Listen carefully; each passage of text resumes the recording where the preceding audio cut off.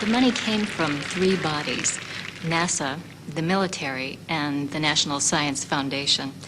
And it amounted to about $20 billion each year for 10 years. What it covered was space exploration, manned and unmanned, a new telescope program, defense systems, and genetic engineering. It was inevitable that genetic engineering would become a part of the new initiative. If human beings were ever going to travel across the galaxy, they would have to live beyond their natural lifespan. To achieve this, it would be necessary to create humans that had been biologically modified. At a secret conference in November 2001, a group representing a range of disciplines, science, the arts, religion, philosophy, and the military, debated the moral and pragmatic implications of making contact with aliens. We need to make plans for lots of different strategies, defusing situations, protecting ourselves, as paranoid as it sounds. It's a presumably cultured species of some sort. We've never found one before. We have never had the need to communicate with one before. And the goal is to find these people and communicate with them and find out something about their mode of intelligence and their mode of living their lives. Like the media, they too began to speculate on the appearance of the aliens.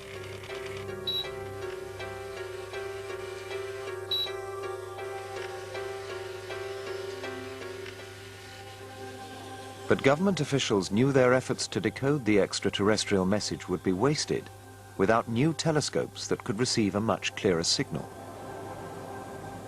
They asked us what we wanted, and we said 73 100-meter telescopes, all grouped together, which is an extraordinary collecting area, and we got it.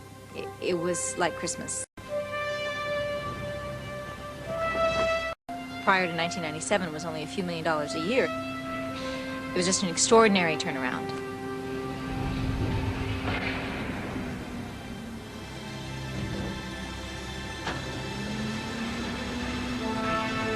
By the spring of 2002, the new telescope building program, which continues to this day, had begun.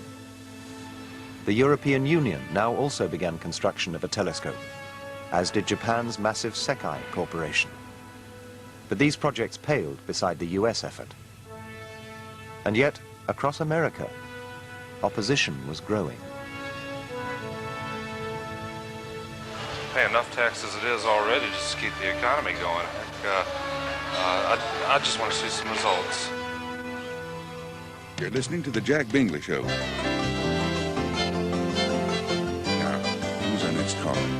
Radio stations reported a flood of calls, some supportive, but many angry about the high taxes needed to build telescopes.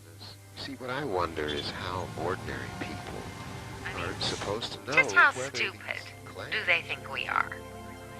There hasn't been one shred of hard evidence to prove that these aliens actually exist, you know? Yet, we're supposed to and the government knows it. If you want to know what the government is really up to, just look at history. Everybody knows the American economy and the world economy is in one hell of a mess. That helps them get more money for research, more of our tax dollars, but doesn't actually do any of us ordinary folk any good at all. As confusion grew throughout 2002, more and more people wanted to know what the existence of extraterrestrials really meant to them. In his Easter address, the Pope could only report that a Vatican committee was still looking into the matter. But in America, evangelists like Dr. Reg Grant were trying to meet the need for guidance. Science is not our God, but neither is it our enemy. Science has provided us with this data, and if this data suggests order and symmetry and design and purpose in the signal, then it's up to us as thinking men and women to study it, to test it, to pray for wisdom.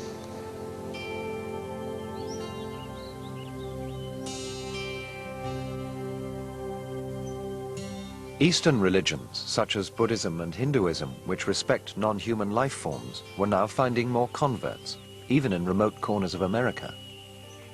But it was the Mormon church which proved most attractive of all. In America, membership had doubled to 9 million since the discovery of the signal. As Dwayne Jeffrey and Kimball Hansen explain, the reason lay in the very nature of Mormon doctrine. The Mormon Church, since the time of its organization in 1830, has always harbored a belief that there would be planets elsewhere in the universe that are inhabited by intelligent life. That idea is celebrated both in Mormon songs, music, and in Scripture.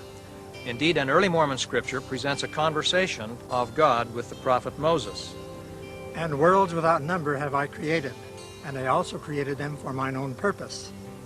For behold, there are many worlds that have passed away by the word of my power, and there are many that now stand, and innumerable are they unto man.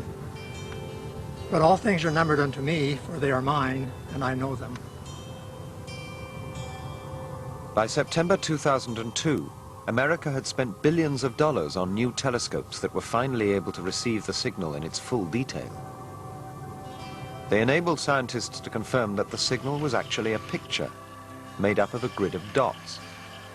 But they still couldn't make out what the picture was. It was frustrating. We had all the equipment that we wanted. We were getting the signal perfectly. And what we read was a bunch of dots. It was like if you were running home to watch the football game and someone cut the cable and all you were reading was snow. But there was something else about the signal that now worried the astronomers. Something they would have preferred to keep to themselves. The frequency of the signal was varying, but not in the manner we would normally associate with a planet spinning on its axis. Unless, of course, you were viewing the planet pole on, which is highly unlikely. It's also not the sort of frequency change we would normally associate with a planet spinning around its sun. The obvious implication of this was that the transmitter was moving, but was not on a planet. From the beginning, the Pentagon feared the signal might originate from a spaceship heading towards Earth. Now, this new information sent shockwaves through the military. Their anxiety grew when 4 weeks later their early warning systems detected an unexplained object in orbit, 14,000 miles out in space. They eventually concluded that this was no more than a piece of space debris, but not before US forces had been put on full alert.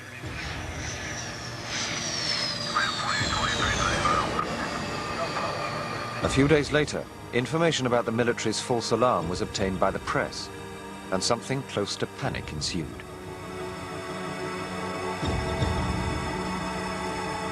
It was during this period of intense anxiety that Cheryl Davis heard again from her elusive informant. I'd been collecting documents over the previous months under the Freedom of Information Act, trying to get more evidence on the alleged infrared signal that they'd gotten at Roswell, when he calls up, and it's that same familiar voice, and all he did was leave an address for a motel in Albuquerque, and he asked that Bill or I meet him there. The caller's identity is still a mystery. Gregory went to the motel where he met one of the most influential men in America's military history. There, once and for all, he heard the full story of what happened at Roswell and why the government had been so secretive. When Cheryl called, I'd pretty much given up on the Roswell tip-off, so I really didn't know what to expect when I pulled into that motel.